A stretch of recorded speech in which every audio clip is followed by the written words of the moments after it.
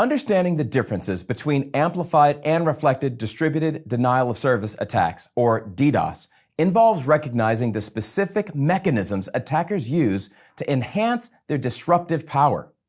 Both types aim to overwhelm a target with traffic, but they achieve it through different means. In a reflected DDoS attack, the attacker sends requests to vulnerable third-party servers, making it look like the request came from the victim.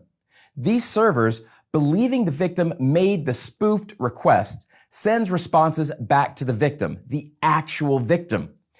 So let's break this down a little bit more.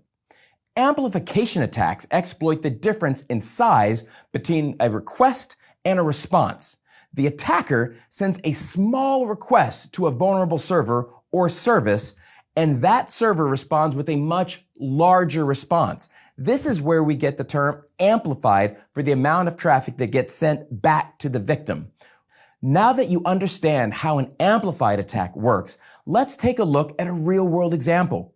The most infamous example is the Network Time Protocol Amplification Attack, or as we know it as NTP.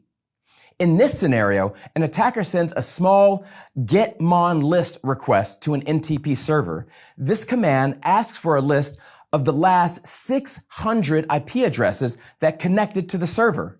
The NTP server then, believing the request is from the intended victim, sends this large list to the victim's IP address. The sheer size and volume of these responses can swamp the victim's bandwidth. In practice, the terms reflected and amplified are oftentimes used interchangeably or in combination because many reflected attacks are inherently amplified. That is, the unsolicited response sent to the victim, reflection, is often significantly larger than the attacker's original request, which is going to be the amplification.